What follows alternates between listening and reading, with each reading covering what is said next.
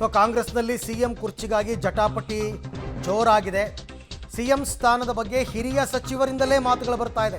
R V Deshpande ಅಂತವರೇ ಮಾತಾಡ್ಬಿಟ್ರು. ಹಾಗಾಗಿ ಸಚಿವರ ಹೇಳಿಕೆಗೆ ಕಡಿವಾಣ ಹಾಕುವಂತೆ ರಾಹುಲ್ಗೆ ಪತ್ರ ಬರೆಯಲಾಗಿದೆ. 15ಕ್ಕೂ ಹೆಚ್ಚು ಹಿರಿಯ ನಾಯಕರಿಂದ ಈಗ ರಾಹುಲ್ ಗಾಂಧಿಗೆ ಪತ್ರ ಹೋಗಿದೆ. ಗೊಂದಲಕಾರಿ ಹೇಳಿಕೆಗೆ ಕಡಿವಾಣ ಹಾಕುವಂತೆ ಇವರೆಲ್ಲ ಆಗ್ರಹಿಸಿದ್ದಾರೆ.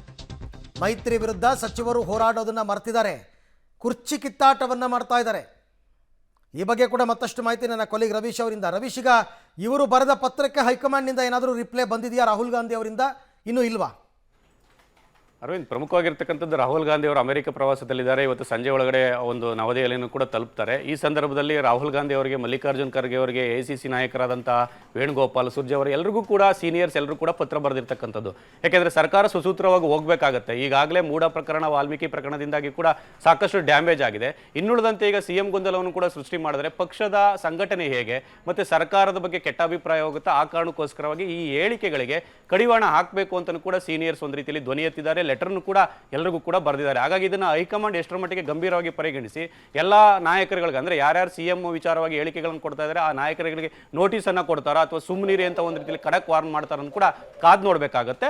ಒಟ್ಟಾರೆಯಾಗಿ ಕಾಂಗ್ರೆಸ್ ಒಳಗಡೆ ಆಗ್ತಾ ಇರತಕ್ಕಂಥ ಈ ಗೊಂದಲಗಳಿಗೆ ಅವರ ಪಕ್ಷದ ಹಿರಿಯರೇ ಒಂದು ರೀತಿಯಲ್ಲಿ ಅಸಮಾಧಾನವನ್ನು ವ್ಯಕ್ತಪಡಿಸಿರ್ತಕ್ಕಂಥದ್ದು. ಅರವಿಂದ್, ಓಕೆ, ಥ್ಯಾಂಕ್ ಯು ತಮ್ಮ ಎಲ್ಲ ಮಾಹಿತಿಗೆ. ರವೀಶ್, ಅಸಮಾಧಾನ ಅಂತಕ್ಕಂಥದ್ದು ಬಿಗಿನಿಂಗಲ್ಲೇ ಅದನ್ನು ಹೋಗಲಾಡಿಸಿದ್ರೆ ಅಥವಾ ಚಿವುಟ್ ಹಾಕಿದ್ರೆ ಅದು ಮುಂದಕ್ಕೆ ಬೆಳೆಯಲ್ಲ.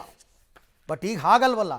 ಪರಮೇಶ್ವರ್ ಅವರೇ ಮುಂದಿನ ಮುಖ್ಯಮಂತ್ರಿ ಅಂತ ತುಮಕೂರಿನಲ್ಲಿ ಅಭಿಯಾನಗಳು, ಸತೀಶ್ ಜಾರಕಿಹೊಳಿ ಅವರು ಮುಂದಿನ ಮುಖ್ಯಮಂತ್ರಿ ಅಂತ ಬೆಳಗಾವಿನಲ್ಲಿ ಅಭಿಯಾನಗಳು.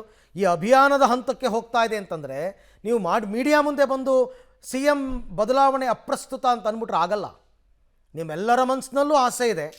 ಮೀಡಿಯಾ ಮುಂದೆ ಬಂದು ಮಾತ್ರ ಈಗಿಲ್ಲ ಆಗಿಲ್ಲ ಅಂತ ಹೇಳ್ತಕ್ಕಂಥದ್ದು ಜನಕ್ಕೆ ಅರ್ಥ ಆಗುತ್ತೆ. ಇವೆಲ್ಲವೂ ಕೂಡ ರಾಜಕೀಯ.